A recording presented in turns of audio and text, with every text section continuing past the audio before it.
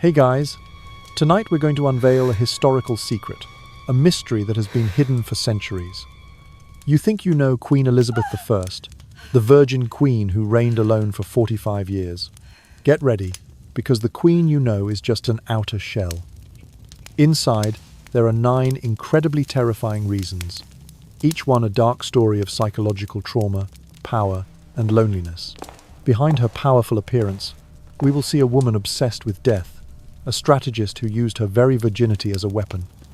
You will never see Elizabeth I in the same way again. This is not just history. It is a journey deep into the mind of a monarch full of fears and mysteries. So, before you get comfortable, take a moment to like the video and subscribe. But only if you genuinely enjoy what I do here. Please comment and let me know where you live and what the local time is right now. Now, dim the lights. Maybe turn on a fan for that soft background hum, and let's ease into tonight's journey together. Reason number 1. The plot to murder Amy Robsart and Robert Dudley. Elizabeth was once deeply enamored with Robert Dudley, her childhood friend and lifelong confidant, the only man who ever awakened genuine stirring in her heart. When Elizabeth was 25 years old, she and Dudley secretly met within the royal court, savouring sweet moments by candlelight and the faint aroma of incense. Their whispered words drifted softly through the night like a lullaby, leading her to momentarily set aside the sacred duties of an empress. Under the wary eyes of courtiers, Elizabeth spent hours conversing with Dudley, stirring a whirlwind of gossip at court. Many officials whispered scandalously about the improper affair between the Queen and a courtier. Yet Elizabeth remained steadfast, smiling quietly in the shadows, believing that her love for Dudley could overcome every obstacle. Then, on the dark day of the 8th of September, 1560, all her dreams abruptly shattered. Amy Robsart Dudley's wife was discovered unconscious at the foot of a staircase in Cumnor Place, her neck broken. The room lay silent and cold, servants having been sent away to a country fair.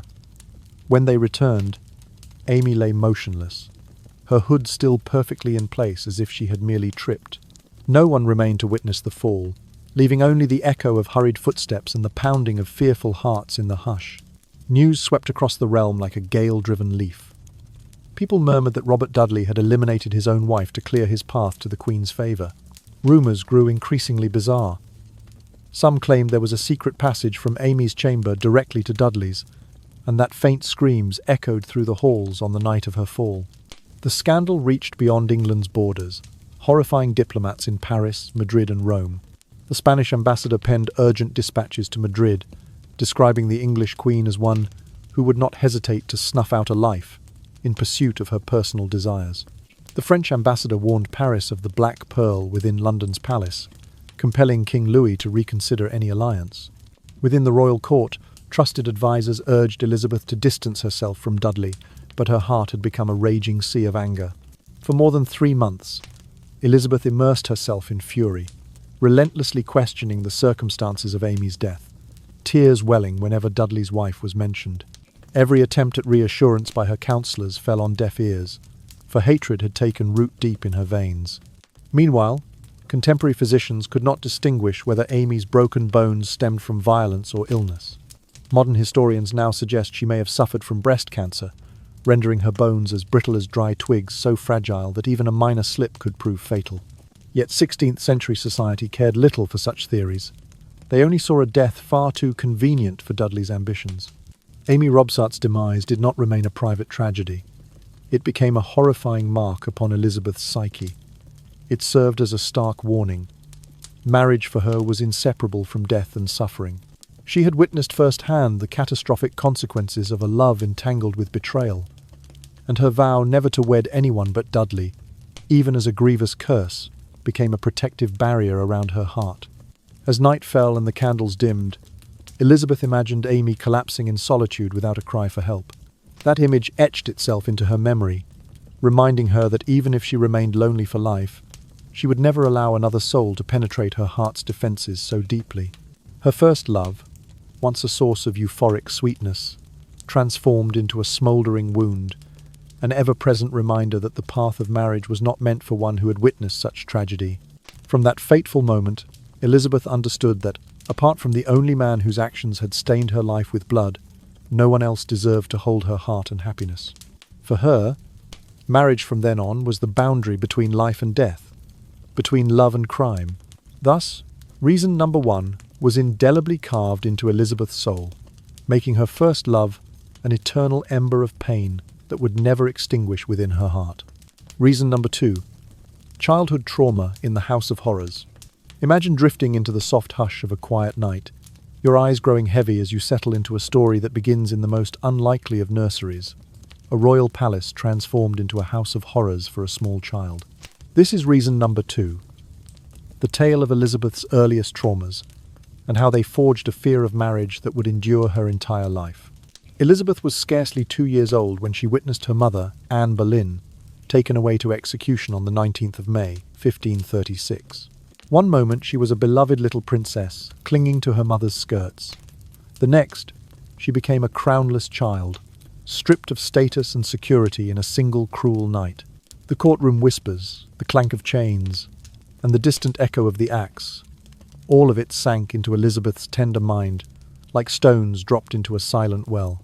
Before she even understood the meaning of justice or mercy, Elizabeth watched Jane Seymour, her next stepmother, endure unimaginable agony.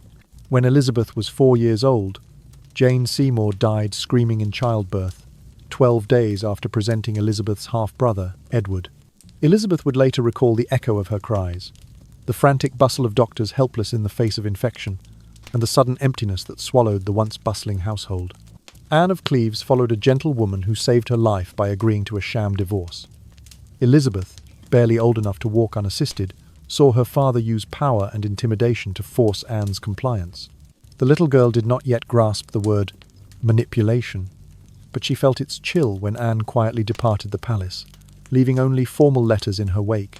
Then came Catherine Howard, Elizabeth's final stepmother at the age of 8. A young bride perhaps, barely 19 or 20, who played with her like a real mother might. Catherine's kindness offered Elizabeth a rare glimpse of maternal warmth. She felt safe enough to laugh, to play hide-and-seek among palace corridors, and to whisper secrets behind cushioned doors. But that solace was cut tragically short when Henry, her father, discovered Catherine's youthful indiscretions. Catherine was dragged screaming through the halls of Hampton Court, and on the 13th of February, 1542, she too lost her head. Elizabeth never again saw her stepmother's gentle face. In less than a decade, Elizabeth lost 3 mother figures, each death or forced departure, a brutal lesson that love and family could be destroyed without warning. Modern psychologists suggest she developed what we would now recognize as complex post-traumatic stress disorder. Whenever marriage was mentioned, she would fall silent for hours, her mind flooded with ghostly memories of beheadings, weeping servants, and the cold glint of an executioner's blade. Each wedding in her court, each mention of a promised ring, became a trigger for Elizabeth's agony. The idea of standing before a crowd of ambassadors, pledging herself to another human being, brought back images of her first mother dragged to the scaffold and her last stepmother screaming as the axe fell. The palace walls themselves seemed to whisper warnings. Never trust in love, for it shall only betray you. In her childhood, Elizabeth learned that marriage for her family meant death. Her own mother's life snuffed out, her stepmother's womb, and then her life cruelly taken. Another stepmother forced into humiliation, a final stepmother executed for youthful mistakes. Love in her world was a public spectacle of betrayal and shame. As the years passed, Elizabeth turned these nightmares into self-defense. She refused to allow anyone else to hold power over her heart. The pain of watching mother after mother destroyed left her with the unshakable conviction that marriage was too dangerous, too fraught with peril to ever consider. Now, as you drift towards sleep, imagine Elizabeth standing alone in a dim corridor, the torches flickering like fleeting memories, her small hand brushing along cold stones. Each step reminds her of loss, each echo a promise that she would never again place her fate in another's hands. Such is reason number 2, the childhood trauma in the House of Horrors that froze Elizabeth's heart and steeled her against the possibility of marriage. For her, the word itself became synonymous with death, public humiliation, and the spectre of abandonment. And so she chose solitude over the risk of loving again. Reason number 3, the terror of childbirth. As you settle deeper into your chair, and the world around you softens into a gentle hush, let us drift into a nightmare that unfolded in the 16th century, a reality so grim that it shaped the destiny of a queen. This is reason number 3, the dreadful spectre of childbirth that haunted Elizabeth's every thought and drove her to shun marriage forever. In Elizabeth's time, the act of bringing new life into the world was fraught with peril. Historical records tell us that roughly 5% of women did not survive a single childbirth. That is 1 in 20, lost to complications beyond any midwife's control. For noble women and those of the court, expected to bear many children, the cumulative risk soared to 25% over their lifetime, the cruel price of securing a dynasty. Elizabeth bore witness to this horror in the flesh. She saw Jane Seymour, her stepmother, endure the most excruciating ordeal known to women of that era. 12 days after presenting Edward, the future king, to the court, Jane fell prey to what doctors would later call sepsis. Elizabeth, merely a child of 4, watched the life drain away from Jane's body as infection rotted her from within. The hallways echoed with Jane's agonized cries, and courtiers, foreign envoys, and uneasy onlookers stood vigil to confirm the birth of a legitimate heir. No one could quell the stench of illness, or staunch the flow of blackened blood. That harrowing vision, Jane writhing in pain before a crowd, seared itself into Elizabeth's memory. The corridors of the palace, lined with marble and tapestries, seemed to carry the ghostly wails of childbirth long after Jane's passing. Elizabeth did not need to be told that childbirth was a gamble with death. She could feel the chill of mortality whenever a new baby's cry filled the air. In the aftermath, Elizabeth began to probe every nurse and midwife she encountered, her voice low and tremulous as she pressed them for details. She asked about each stage of labor, the signs of infection, the remedies they applied, and the odors that filled the birthing chamber.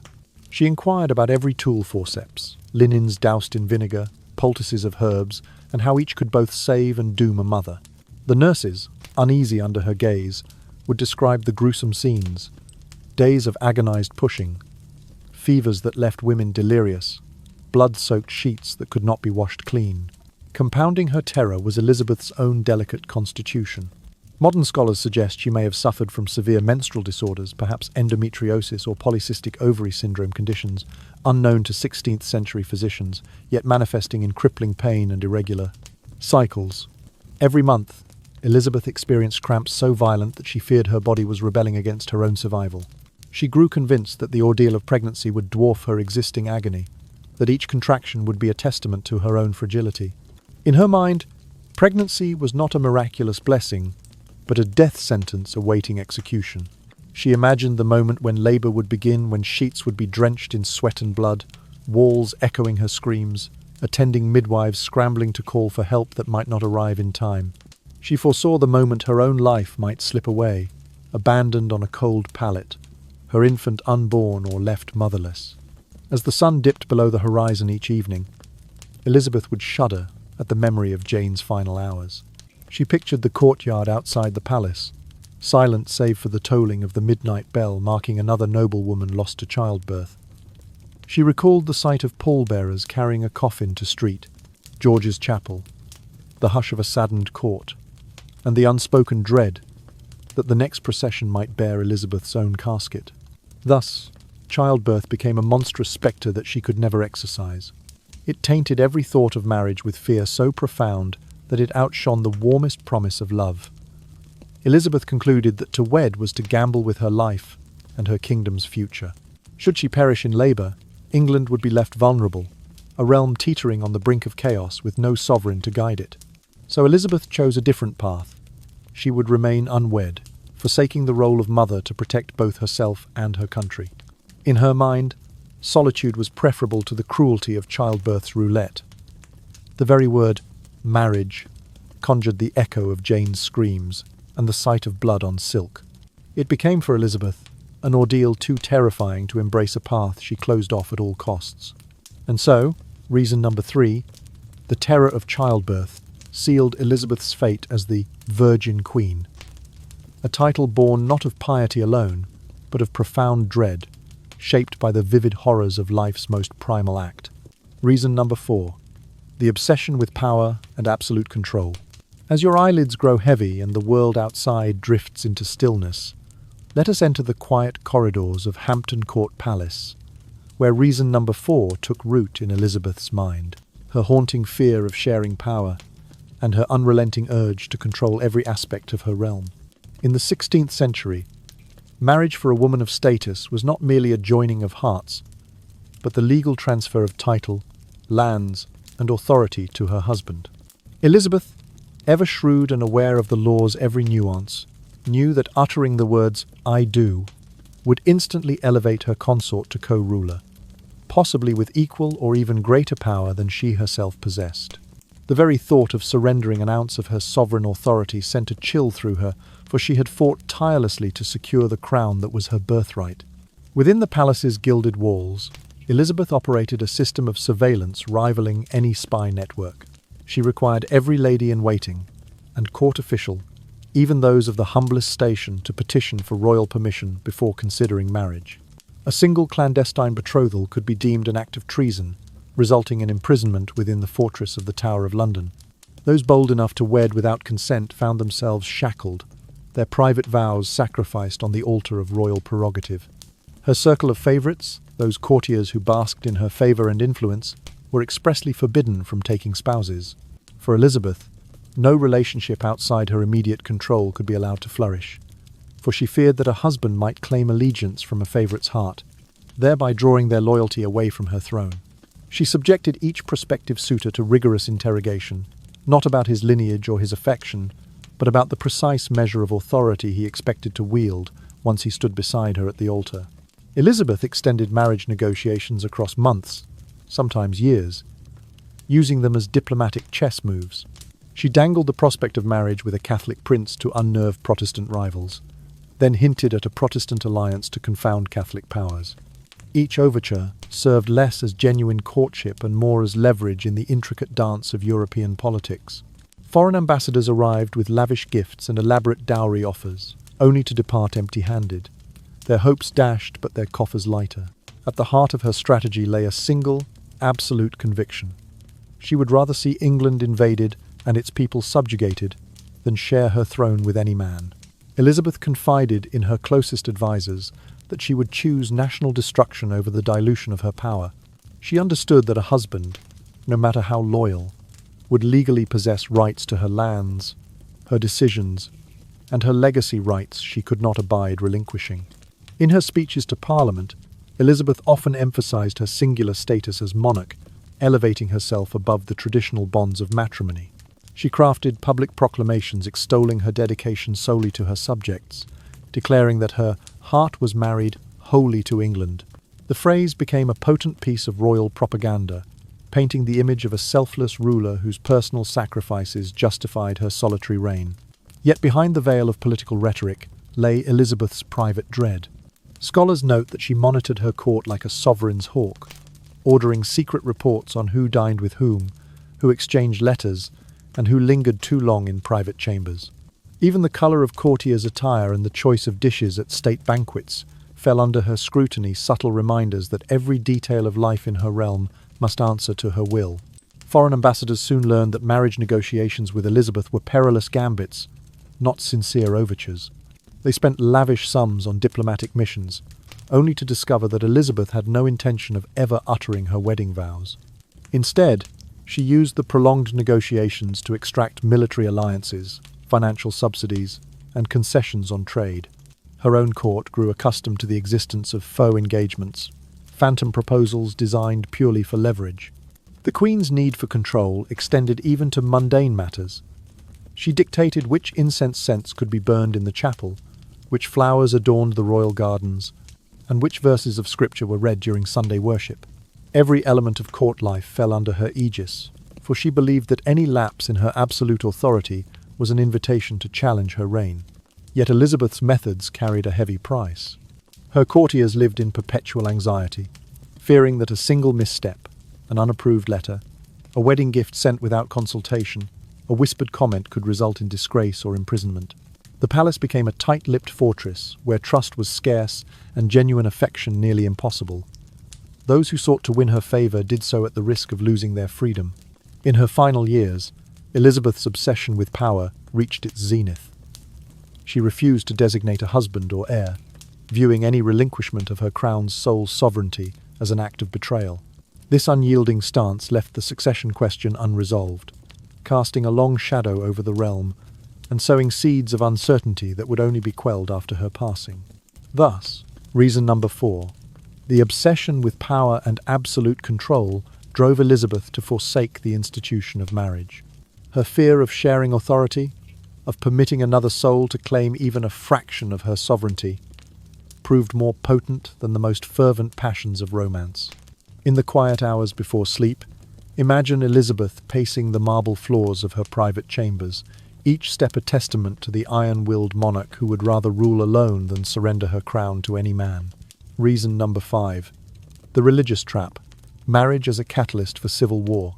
Imagine the weight of a crown borne not only by a single life, but by the fragile balance of an entire realm, teetering between faiths as fiercely opposed as fire and ice. This is reason number 5. The spectre of religious conflict that made marriage for Elizabeth not an opportunity for union, but a minefield threatening to erupt into civil war. In the 16th century, England lay rent in two. On one side, the Catholics, unwavering in their allegiance to Rome and the Pope's authority. On the other, the Protestants, championing the Reformation and the supremacy of the Church of England. Each faction viewed the Queen's choice of spouse as a divine endorsement of their faith, and each was prepared to fight for that endorsement. A single wedding, misaligned with either camp's expectations, could plunge the nation into a conflict far more savage than the Wars of the Roses. For the Catholics, the ideal match was a prince of their own creed, Philip, King of Spain, being the prime candidate. A union with a Catholic sovereign would herald the restoration of papal supremacy, the resurgence of Latin rights, and the reversal of Elizabeth's Protestant reforms. Conversely, the Protestants clamoured for an alliance with a fellow reformist prince, hoping to cement the Church of England's newfound independence. Both sides dangled threats of bloodshed, as if the Queen's nuptials were the very fuse of an explosive device. Elizabeth could not forget the reign of her half-sister, Mary Tudor, Bloody Mary, whose marriage to Philip wrought a 5-year reign of terror. Under her rule, nearly 300 Protestants were burned at the stake in the name of religious purity, leaving the land steeped in ashes and terror. The memory of those executions, of villages watching columns of smoke rise like grim beacons, haunted Elizabeth's mind. She understood that one misstep in her own marital choice could unleash horrors even worse than those Mary had wrought. Furthermore, the Pope himself had excommunicated Elizabeth and labelled her a crownless bastard, inciting Catholic powers to invade England to restore the true faith. At every court in Europe, ambassadors, Catholic and Protestant alike, sent frantic dispatches about Elizabeth's marriage prospects, as though each proposal were a declaration of war. If she said "I do" to a Catholic, Protestant nations would mobilize armies. If she pledged herself to a Protestant, Catholic Spain and the Holy League would descend upon her shores. Elizabeth wove this religious tension into a masterful diplomatic weapon. She dangled the prospect of marriage to a Protestant prince to intimidate Catholic rivals, then hinted at a Catholic alliance to unsettle Protestant forces. This delicate two-sided threat maintained a geopolitical stalemate for decades, compelling major powers to tread carefully rather than risk igniting a continental conflict. In this dance of devotion and deception, Elizabeth ensured that no single faction could claim her allegiance without provoking the other. Yet the constant brinkmanship exacted a heavy toll on the Queen's psyche. She confided in her closest counsellors that she dared not trust any whispered promise of marriage, for each whisper carried the weight of potential massacre in God's name. To Elizabeth, the phrase "I do" became synonymous with the crack of muskets, the clatter of armour, and the wails of the innocent caught in the crossfire. The very notion of matrimony transformed into a death trap, where the mixing of private vows and public faith threatened to spill the blood of thousands. In her sleepless nights, Elizabeth imagined England divided into battle lines, clergy chanting Mass on one hill, reformers preaching the New Testament on another, musketeers forming ranks between them. She foresaw churches aflame, farms pillaged, and families torn apart by the edicts of their sovereign's wedding chamber. Marriage, a union meant to heal and bind, instead loomed as the spark that could ignite an inferno of sectarian slaughter. This awareness steered Elizabeth away from any genuine commitment. She preferred the solitude of her unmarried sovereignty to the perilous alliance of a mixed-faith marriage. By remaining alone, she preserved the fragile peace, refusing to gamble her realm's stability on the personal desires of crown and consort. Thus, reason number 5 reveals the chilling truth. Elizabeth's fear of marriage was inseparable from her fear of religious civil war. In a kingdom riven by faith, her personal union might have been the final, fatal step toward national catastrophe. Better to rule alone than to watch England consumed by the flames of holy discord. Reason number 6. The foreign invasion nightmare. As you nestle into your blankets and the world outside fades into a dim glow, allow yourself to drift into Elizabeth's most haunting vision, one not of ghosts or distant dreams, but of armies amassing beyond the horizon. This is reason number 6. The fear that a single marriage could transform England into a vassal state or a colony of foreign powers. In the 16th century, dynastic unions were more than romantic gestures. They were the building blocks of empires. Elizabeth understood that when a queen married a foreign prince, she risked ceding not only her heart but her realm. Among the suitors who sent their lavish proposals to Whitehall, 2 stood above all others in danger: Philip II of Spain and various princes of France. Each letter of courtship carried within it the potential blueprint for an invasion. Philip II, once Elizabeth's brother-in-law through his union with her sister Mary, harboured designs on England long before Elizabeth ascended the throne. He commanded the mightiest navy of the era, its galleons bristling with cannon and laden with gold from the Americas. Should Elizabeth whisper her consent, England's fleet might find itself renamed Habsburg Squadron, its sailors bound to Philip's orders, and its tax coffers emptied to fund Spain's wars against Protestant rebels. Even as a child, Elizabeth heard whispers of Spain's wealth, the endless silver flowing from New World mines into the Spanish treasury. She saw how the Spanish crown used its riches to hire mercenaries, fortify ports, and bribe courtiers, tactics that left many a kingdom groaning under the weight of foreign gold. Elizabeth shivered at the thought. To wed Philip would be to sign a deed that placed England under another sovereign's thumb, its people drafted into campaigns far from home. France, too, loomed as a threat.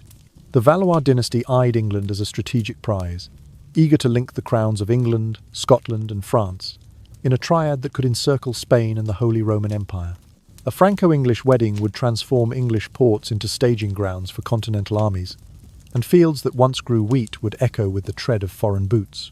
In Elizabeth's mind, she heard the clamour of muskets and the cries of villagers, caught between rival armies drawn from her own proud soil. Mary, Queen of Scots, provided Elizabeth with a cautionary tale. Mary's marriage to a French prince turned Scotland into a battlefield, with English, French, and imperial forces vying for control. Elizabeth recalled the sight of Scottish villages ransacked, their fields burned, their people fleeing into the hills. She understood that a queen's nuptials could lead to decades of conflict, a nation left in ruins by alliances sealed at an altar. To guard against such calamity, Elizabeth demanded exhaustive analyses from her political advisors. She required dossiers on each suitor's family lineage, military strength, treasure reserves, and long-term strategic goals. Courtiers presented maps detailing every fortress along the Spanish coast, troop deployments in France, and shipping routes crossing the English Channel. Elizabeth pored over each document in the flickering candlelight, her brow furrowed as she contemplated the consequences of a single "I do." She once declared, before a hushed council, that she would rather die than see England reduced to a province of Spain or France. The very notion of surrendering her independence was more terrifying to her than any personal agony. She pictured her subjects as unwilling conscripts in foreign wars, their sons consigned to rivers of blood in lands they had never seen. England, she decreed, must remain free, or not at all. Yet Elizabeth's vigilance came at a cost. Every glance she cast toward a suitor was tinged with suspicion. She scrutinized the seals on each letter, the heraldry embroidered on each gift, fearful that beneath the ribbon might lie the key to an invasion plan. French ambassadors found themselves shadowed by royal spies. Their discussions reported back to Elizabeth before the ink on their dispatches could dry.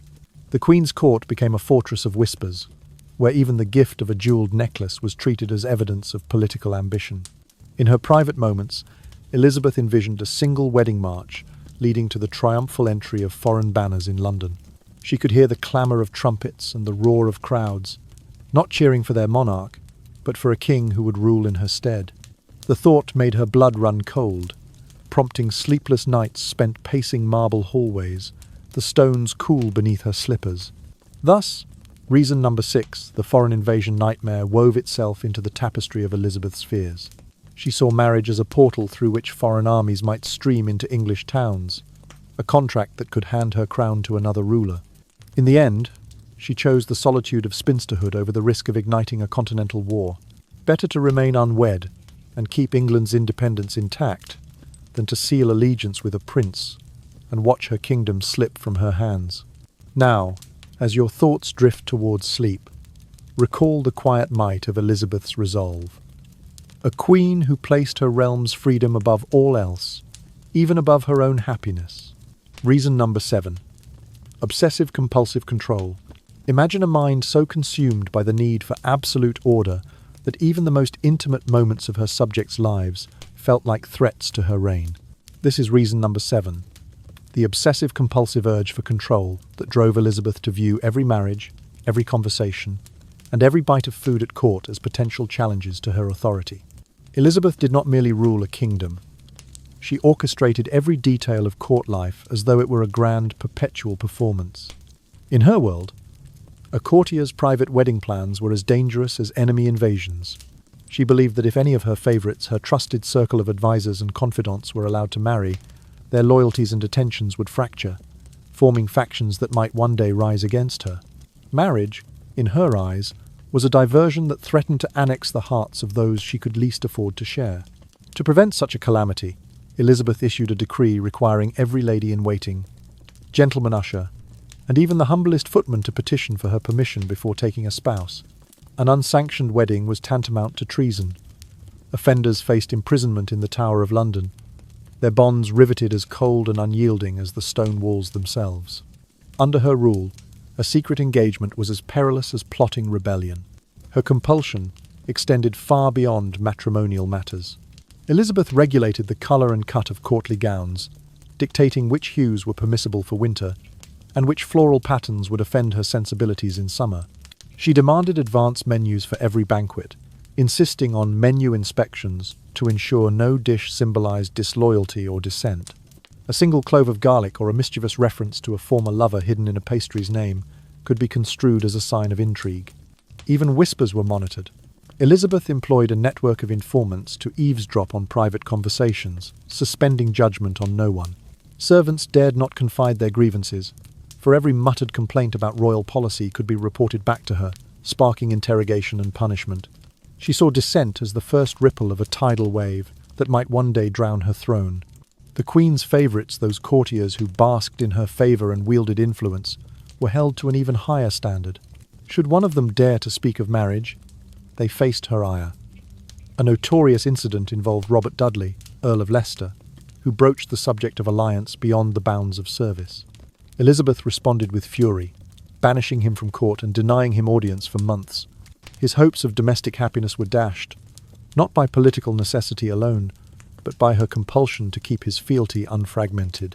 For over a year, she would stall the issuance of any marriage license, then, at her whim, alter the regulations, introducing new requirements that made clandestine weddings nearly impossible. Couples abandoned dreams of family life, constrained by an ever-shifting web of decrees. Elizabeth's inconsistent edicts became the stuff of legend. One month, a suitor needed 5 signatures. The next it was 7. One year a dowry limit was enforced, the next it vanished without explanation. Modern historians liken her behaviour to a case of severe obsessive-compulsive disorder. Elizabeth could not tolerate the mere idea that anyone in her court might exercise a private life beyond her surveillance. She demanded that her realm operate like a finely tuned machine, every gear, every courtier turned by her hand alone. Diplomacy, battlefield strategy, and kitchen utensils all fell within her realm of control. No element, however trivial, escaped her scrutiny. In her mind, marriage represented the greatest risk of all. To share her person with a husband was to open a door through which influence, ambition, and possibly treason could slip into her inner circle. A husband would inevitably bring his own supporters, his own loyalties, undermining the singular devotion Elizabeth demanded. Even the prospect of a royal wedding gown draped in foreign jewels made her chest tighten with dread. Thus, she chose lifelong spinsterhood as the only means to preserve her authority intact. By refusing to wed, she eliminated the possibility of divided loyalties, of spouses encroaching upon her prerogative. In the quiet hours before dawn, when the palace corridors lay shrouded in shadows, and the only sound was the soft rustle of her gown, Elizabeth would pace the halls, imagining the chaos that a single marriage could unleash. Her terror was not mere vanity or eccentricity, it was the desperate calculus of a monarch who knew too well that power shared is power diminished. The obsessive control that governed her courtward decisions was just as integral to her reign as the crown upon her head. And so, reason number 7, the obsessive-compulsive need for absolute control sealed Elizabeth's fate. In her quest to rule with unchallenged authority, she viewed marriage as an unacceptable risk, a crack in the foundation of her realm. As you drift towards sleep, envision Elizabeth standing alone in the stillness of the palace, her silhouette a testament to the lonely vigilance of a queen who would accept solitude over the perilous bonds of wedlock. Reason number 8, the Virgin Queen as a political ploy.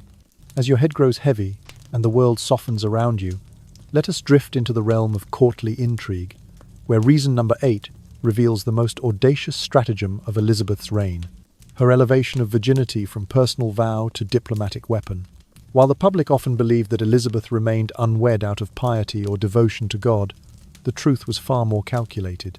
She crafted an image of herself as the Queen wed only to England, a sovereign whose chastity symbolized singular loyalty to her realm. Yet behind that facade lay a masterful political gambit.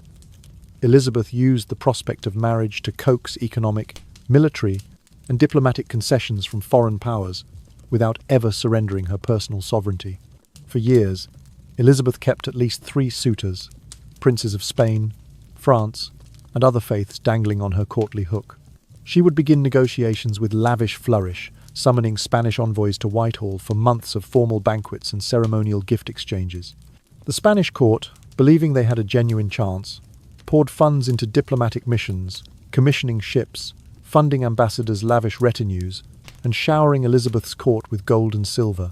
Yet when the time came for a proposal, Elizabeth would invoke her higher calling, or claim that Providence had destined her to serve England rather than marry. Next, she pivoted to France, hinting at matrimonial ties with a Valois prince. Again, French coffers emptied into the English treasury. Dowries were pledged, military alliances discussed, and grand tournaments staged in her honour. French envoys scribbled letters home, forecasting a union that would bind England and France in strength. But once more, Elizabeth smiled and revealed new conditions, delaying her decision for another year while the treasury continued to swell. Her strategy forced each nation to compete for the privilege of becoming her consort. The diplomatic dance enriched England without costing an ounce of territory or a single company of soldiers. The Queen's purse, already brimming with customs revenue, overflowed with the unexpected windfalls of diplomatic engagements. Alliances were woven, treaties signed, and yet no husband ever crossed the threshold of her private chambers. Behind closed doors, Elizabeth would quip to her closest advisers about the outlandish gifts. Jeweled collars, tapestries depicting her portrait, even exotic beasts sent across the channel as tokens of affection. She delighted in recounting how each prince believed his overture was unique, how each court technician insisted their monarch would finally win her hand. All the while, Elizabeth's jest reminded her that her true prize was never a husband, but the power to demand more concessions. To extend the illusion of divine sanction, Elizabeth portrayed her virginity as a sacred bond between herself and her people. She claimed that God had chosen her to remain unwed, so that no earthly spouse might dilute her devotion to England. Questioning her marital status, she implied, was tantamount to questioning God's will, a dangerous heresy in an age that revered both crown and church. Thus, any diplomat who dared press the issue risked being labelled a rebel, a man who would defy the divine order for petty ambition. This ploy endured across 4 decades of Elizabeth's 40-year reign. No manual on dynastic policy could have taught a more effective lesson in leveraging matrimonial suspense. Generals and bankers alike found themselves sending subsidies to England, expecting that their prince's name would one day blazon alongside Elizabeth's on the title page of history.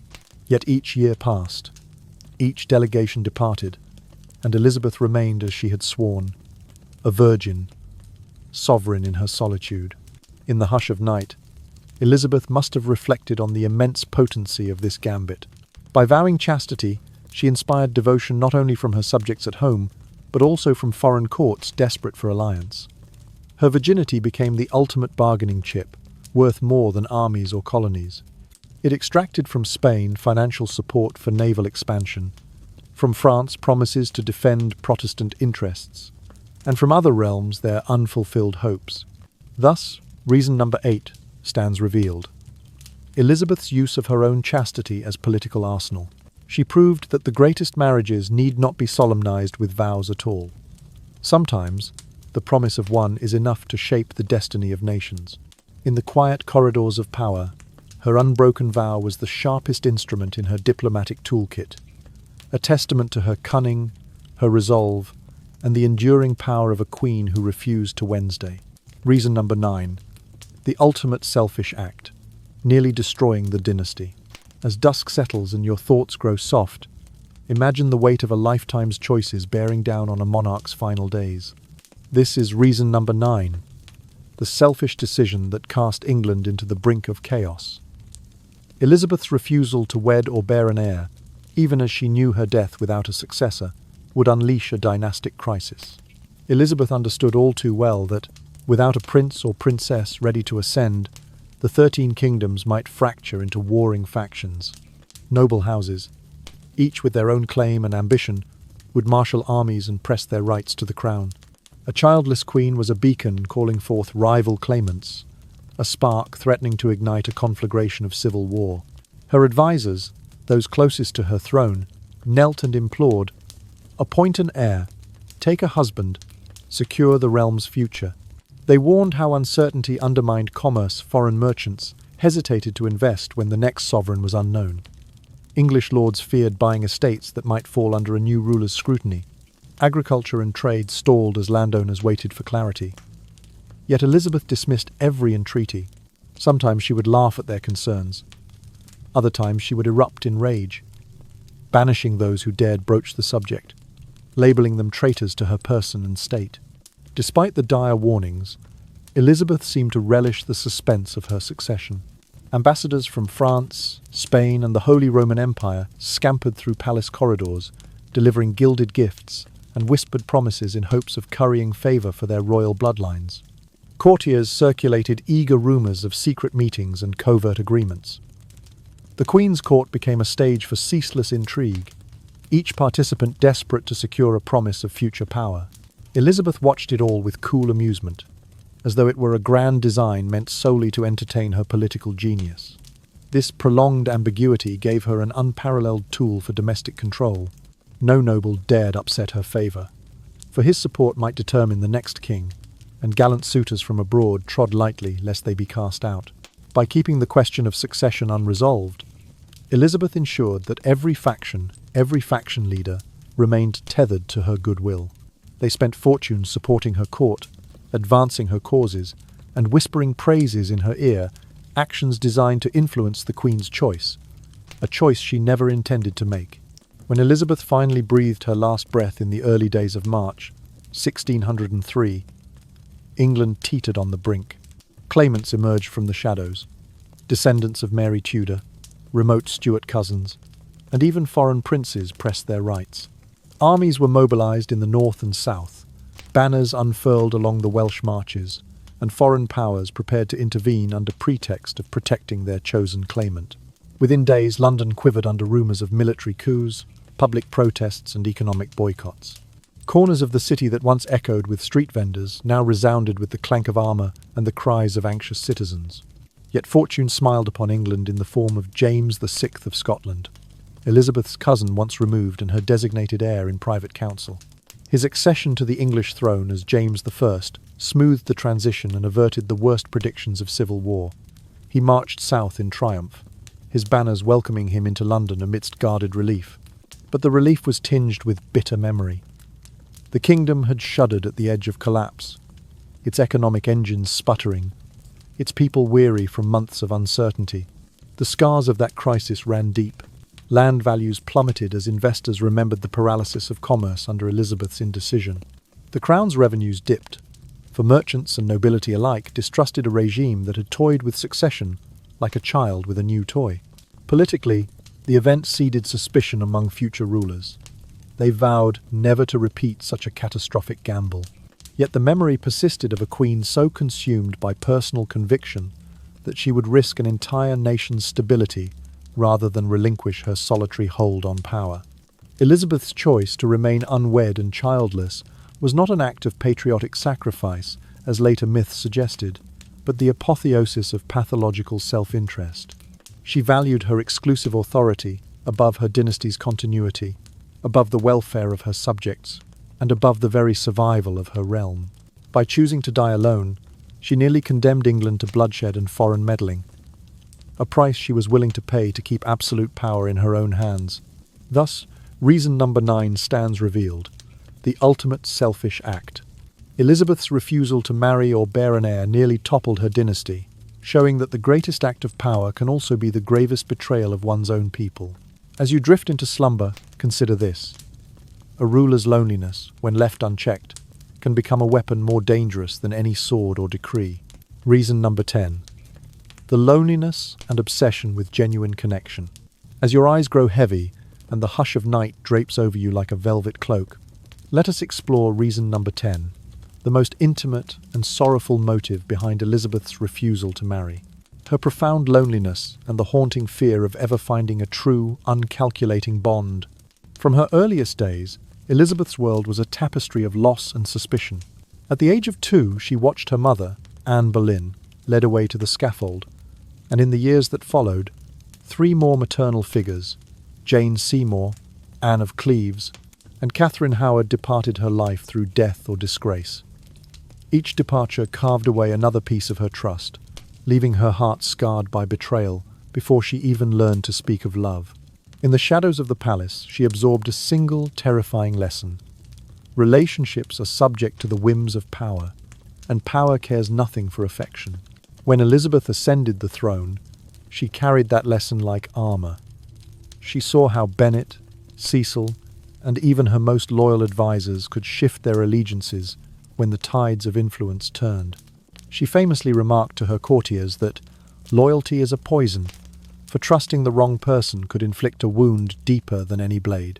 In her court, friendships and romances were never free from political calculus. Every word was weighed, every gesture analysed for hidden ambition. Elizabeth feared not only betrayal once, but the bleak prospect that no connection she formed could ever be pure. She believed that anyone who approached her, whether as a suitor, a confidant, or a colleague, did so with motives woven from ambition, privilege, and self-interest. No one, she thought, could stand by her side for affection's sake alone. They all sought to secure favour, wealth, or status. In this relentless scrutiny, she found no comfort, only the echo of her own solitude. Robert Dudley was the exception, the singular soul to whom she dared reveal her vulnerabilities. Their secret trysts fueled rumours and risked scandal. Yet Elizabeth allowed herself a glimpse of hope that genuine love might exist beyond the palace walls. But when Dudley's entanglement led to Amy Robsart's tragic death and the ensuing disgrace, Elizabeth's heart shattered once more. She saw her confidant dragged into the mire of accusation, his reputation tarnished, his loyalty questioned. In that moment, she understood that even the truest affection could be weaponized by those around them, turning love into ruin. Such pain cemented her belief that marriage was not merely a teat-yoke, an alliance of families and crowns, but a high-stakes gamble with her most precious assets, her power and her safety. To marry was to risk handing the reins of her emotional well-being to another person, someone whose loyalty could erode when it suited them. She refused to gamble her heart and her throne on the slender promise of fidelity in a world ruled by ambition. Night after night, Elizabeth paced the galleries of Whitehall, her silhouette dancing across marble floors as she replayed every broken promise, every shifting allegiance. She imagined the moment she might stand beside a husband, wearing the golden circlet of marriage, only to feel the void of genuine affection where companionship should dwell. That void terrified her more than the spectre of foreign invasion or dynastic collapse. In her solitude, the throne itself became her sole companion. Whereas others found comfort in family, Elizabeth embraced the crown as both protector and friend, constant, unchanging, and devoid of ulterior motives. It promised no betrayal, no emotional calculator passing every word for advantage. The throne's weight pressed upon her shoulders, but its solidity gave her the unwavering support she could not trust in any human being. Thus, beyond the 9 horrifying reasons we have traversed from the Dudley scandal to the question of succession, from the terror of childbirth to the politics of power, lies this deeply personal tragedy. Elizabeth's lifelong loneliness and suspicion made her incapable of believing in true love. She saw marriage not as the union of hearts, but as the ultimate gambit in a court riddled with ambition. In her mind, there was no room for naive trust, only the cold assurance that the crown would never forsake her. So, in the final stanza of her sovereign song, Elizabeth chose solitude over affection, preferring the immutable loyalty of her throne to the precarious promises of the human heart. And as you drift towards sleep, remember reason number 10, the Queen's deepest, most somber secret, that her greatest fear was not death or invasion, but the ever-present possibility that genuine love simply did not exist for her. Now that we have unravelled the 10 profound and unsettling reasons, Elizabeth I refused every suitor from her childhood traumas to her obsessive need for control, from the terror of childbirth to the religious and foreign threats. It is time to turn our gaze to the tangible aftermath of her solitary reign. Elizabeth's steadfast choice never to marry, and her deliberate decision not to secure an heir, did not merely shape her personal legend as the Virgin Queen. These choices cast a long, dark shadow over England's economic health, long after the echoes of courtly intrigue had faded. In the decades following her refusal to accept any matrimonial bond, a chilling climate of political uncertainty gripped the realm. Noblemen and merchants, once eager to finance grand projects from new docks and shipyards to ambitious road and canal works, found themselves paralyzed by doubt. Who would wear the crown when Elizabeth's candles finally gutted out? That question hung over every investment, like a storm cloud blotting out the Sunday. Railway schemes that might have knitted the northern shires to London lay dormant in copper-bound ledgers. Plans for expanding the great ports at Plymouth and Dover, vital gateways to the Atlantic and to continental trade, were repeatedly shelved, postponed from spring to summer, then to the next year, and the year after that, until the hulls of those merchant ships rotted in harbour. Investors, wary of committing gold and silver to long-term ventures, redirected their capital into short-term bets, stashing specie in private vaults instead of funding the nation's infrastructure. The very arteries of commerce, the roads and bridges that carried wool and grain from the countryside to the mills and markets, were left to crumble under winter's frost. The real estate market suffered a similar malaise. Livery companies and country squires postponed the restoration of ancestral manors for fear that, when a new monarch ascended, they might lose favour or worse, attract scrutiny from a successor eager to redistribute lands. A grand rebuilding of York's city walls, once set to rival those of Antwerp, was abandoned amid disputes in Parliament over whether to levy fresh taxes for a potential regency council. From 1595 to 1603, banks found themselves in illiquid straits, assessing political risk more than profitability. Loans once extended on the promise of steady tolls from turnpike trusts were called in, and the machinery of credit ground almost to a halt. Meanwhile, the royal coffers, fat with customs duties on wool exports in Elizabeth's early years, began to dwindle. The waiting game effect, where courtiers and landholders hesitated to tie up their fortunes, led to a steady decline in revenues from annual land taxes and excise duties. With the Crown's budget stretched thin, belated attempts to impose supplemental levies met fierce resistance in the Commons. Debates raged over whether Parliament should authorise new taxes to fortify the Navy in anticipation of a succession crisis, or hold off until the rightful heir was proclaimed. This tug-of-war produced intermittent policy paralysis. Coastal defences were left undermanned, and pirates operating out of Dunkirk and the Frisian coasts grew bolder, attacking merchant convoys in the Channel and North Sea with impunity. The knock-on effects rippled through maritime commerce. English merchants, unable to rely on adequate convoy protection, turned to foreign vessels for transport, paying premiums of 20 to 30% above standard freight rates. These surcharges eroded England's competitiveness in spice, tobacco, and cloth markets, forcing traders to accept thinner margins or risk losing contracts altogether. The loss of market share in Antwerp, once England's chief trading partner on the continent, was particularly keenly felt. By the time James VI of Scotland crossed the border to claim the English throne in March of 1603, the cracks in the economic foundation were laid bare. The new Stuart monarch inherited not only the crown but also a national ledger cluttered with unfinanced projects, unpaid bounties to seamen, and mounting debts to Italian bankers. It took years of careful fiscal management and, some might argue, a measure of divine providence to restore the flow of commerce and repair the ravaged infrastructure Elizabeth left behind. Thus, while Elizabeth I's reign is often celebrated for its cultural flourishing and naval victories, the final 8 years of her reign stand as a cautionary tale, a reminder that political theatre and personal resolve may win the day. But when a ruler's most intimate decisions cast a pall of uncertainty, it is the kingdom's economy and its people who ultimately bear the weight. And so, with the stage set by those 10 harrowing reasons, we now proceed to explore in detail the economic consequences of a queen who chose the solitude of spinsterhood over the stability of succession. Drifting from the cold realities of economic strife and political intrigue, we enter the warm glow of legend and artistry where Elizabeth's enduring image took shape. Though her refusal to marry cast a long shadow over England's finances, Elizabeth I cultivated a cultural legacy that outlasted empires. The myth of the Virgin Queen, an icon of selfless devotion to her people and her realm, she deftly wove her personal vow of chastity into a tapestry of divine right. By presenting herself as wedded only to England, Elizabeth tapped into deeply rooted beliefs in the sacred sanction of monarchy. Her unbroken vow became proof that her power derived not from marriage alliances, but from a higher, almost mystical source. The Tudor line, she suggested, was anointed by God, and she, its singular emblem, stood above the quarrels and compromises of earthly unions. In the decades following her death, writers and artists seized upon this symbolism. William Shakespeare, whose career blossomed in Elizabeth's reign, embedded traces of her solitary sovereignty into his tragic heroes and heroines.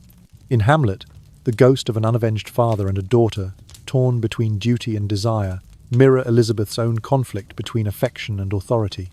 In Romeo and Juliet, the poignant tension between public duty and private love echoes the Queen's perpetual balancing act. Though Shakespeare never named his inspiration, audiences sensed the presence of a monarch whose heart remained forever apart. Portrait painters Nicholas Hilliard and George Gower distilled the Virgin Queen image into visual form. Their canvases presented Elizabeth in gowns lavishly embroidered with pearls, symbols of purity, yet elaborately fashioned to convey regal separation. A small cameo of an ivory trinket might hide her secret. A tightly pinned hood, a high ruff framing her face, an almost imperceptible distance between her and the viewer. These portraits were more than likenesses. They were political declarations, each brushstroke affirming her unique status as ruler, mother only to her nation. Beyond courtly circles, folklore wrapped Elizabeth in layers of maternal legend. She became mother of the nation, a figure mourned in ballads and whispered prayers. Stories circulated that, upon finding a lost child's slipper on the path at Greenwich, Elizabeth wept for the future generations she could not bear. Villagers recounted that she once paused her royal procession to comfort an orphan, as if her heart yearned for the family she refused to create. These tales, whether true or romantic invention, humanized the Queen and laid the groundwork for her mythic stature. Yet the same legends that celebrated her devotion obscured deeper wounds. The narrative of a benevolent, motherly sovereign glossed over the profound loneliness that haunted Elizabeth's private hours. The people's affection masked a gulf of mistrust between ruler and ruled a tension born of her constant vigilance and refusal to forge genuine bonds. Modern playwrights and filmmakers frequently return to this image of Elizabeth as a solitary figure perched upon the cold stones of the Tower of London or gazing through darkened windows in a Tudor chamber. The contrast between her ornate gowns and her isolated silhouette underscores the duality of her legacy. In contemporary literature and cinema, Elizabeth's story often serves as a parable of power and sacrifice. Novels depict her waking at midnight, staring at empty cradle frames, imagining a child who will never cry for her. Films linger on her reflection in the palace mirrors, her lips parting in a silent question. Have I lost myself entirely? Through these depictions, Elizabeth remains a cautionary figure, a woman who, in seeking to transcend marriage and motherhood, inadvertently became a tragic symbol of both strength and sorrow. Historians today view Elizabeth's cultural legacy as a double-edged sword. On one blade, the Virgin Queen stands as a powerful emblem of autonomy, a woman who ruled in her own right when most monarchs' identities were bound to their spouses. Feminist scholars celebrate her as a prototype of female leadership, a sovereign who refused to let marriage define or diminish her authority. On the opposite edge lies the cost, the erasure of her womanhood. By transforming her body into a political instrument, Elizabeth denied herself the private joys and vulnerabilities that accompany intimate relationships. Her mythic chastity rendered her untouchable, an icon rather than a flesh-and-blood person. In her quest to remain free of compromise, she sacrificed the very human connections that might have brought solace. Thus, England's cultural memory holds Elizabeth in a golden cage of legend. She endures in song, drama, and portrait, a queen whose image could never be tainted by earthly ties. And yet, behind each commemorative scroll and painted pearl lies the quiet ache of a solitary reign. Her legacy reminds us that power and isolation can walk hand in hand, and that the greatest myths often spring from the deepest wounds. As the candlelight dims and your mind drifts, we turn to a modern lens that sheds new light on Elizabeth's century-old trials. With advances in psychology, scholars now view Elizabeth I not merely as a powerful monarch, but as a case of complex post-traumatic stress disorder and chronic obsessive-compulsive control. Recent analyses suggest that the trauma Elizabeth endured as a child, witnessing her mother and 3 stepmothers dragged to their deaths, literally reshaped her brain. Neurological studies indicate that such early, repeated exposure to violence can hyperactivate the amygdala, the brain's threat detector, and sensitize the HPA axis, the body's stress response system. In Elizabeth's case, every mention of marriage triggered what psychologists call a freeze response, a hallmark of PTSD when the mind recoils rather than processes stressful stimuli. This helps explain why she would sit in haunted silence for hours whenever advisors broached the subject of wedding plans or heirs.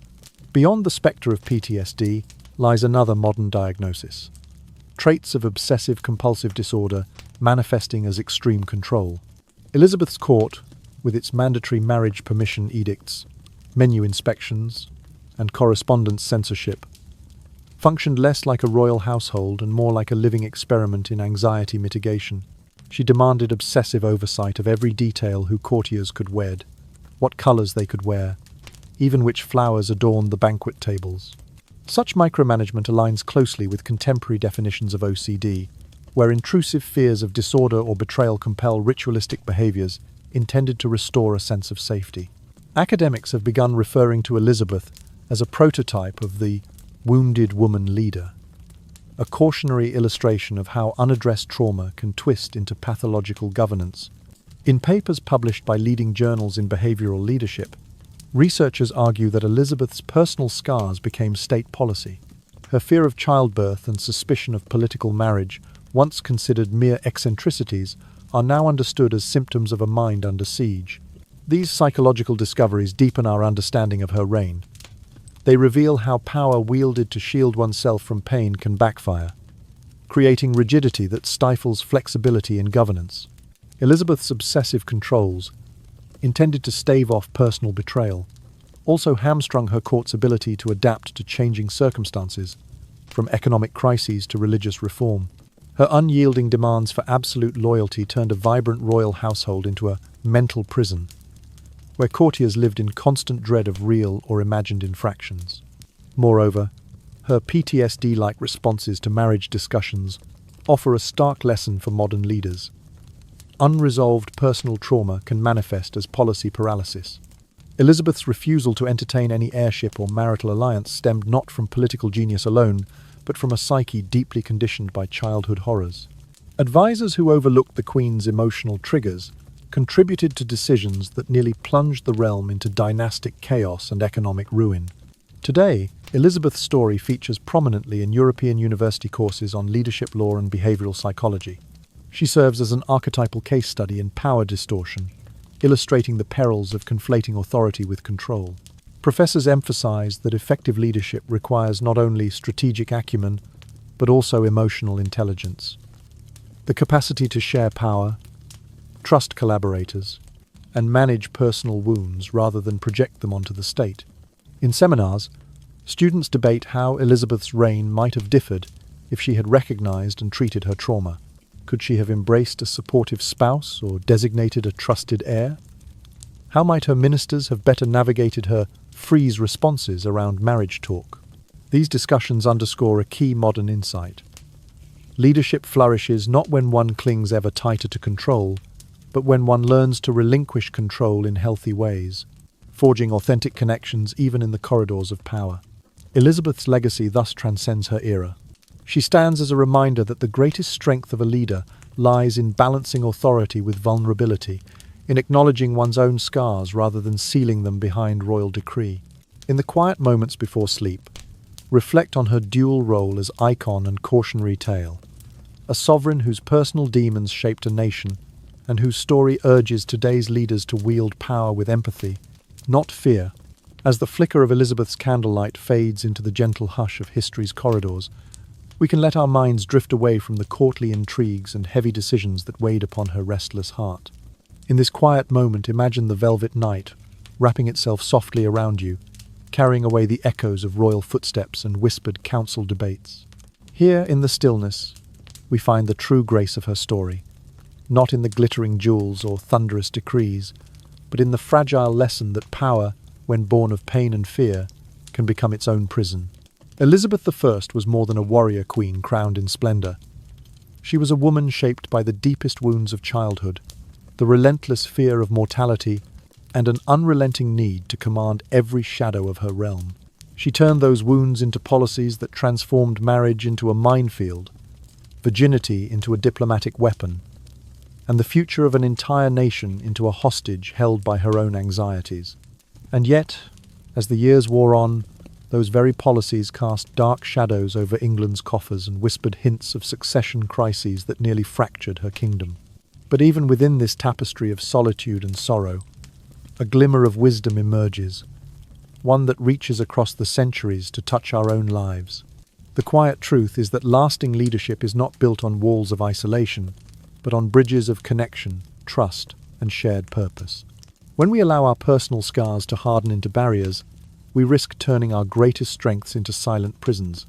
It is only by acknowledging our vulnerabilities, by opening our hearts to others, and by weaving a network of empathy and cooperation that we can transform pain into a force for collective growth.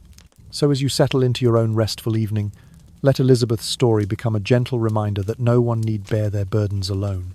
Whether you lead a team, guide a family, or simply navigate your own path, remember that the truest measure of strength lies in our willingness to share, to listen, and to heal together. Close your eyes, feel the slow rhythm of your breath, and allow the last vestiges of tension to ebb away, carried off by the soft night air. In a moment, the final candle will gutter out, and the image of a solitary queen, however poignant, will dissolve into darkness, leaving behind only the quiet promise of tomorrow's dawn. And as that curtain of night draws fully across our thoughts, know that even the greatest of legends can yield the simplest of truths, that connection, trust, and compassion are the threads that bind us, stitch by stitch, into something stronger and more enduring than power alone. Sleep now, dear listener, wrapped in the gentle peace of understanding, and when you awaken, carry with you the lesson that no crown real or imagined can replace the warmth of shared humanity. If tonight's tale has stirred your heart, whisper your support by subscribing to our channel, where each new video offers another window into history's hidden corners and the timeless wisdom they hold. Good night, and may your dreams be filled with light.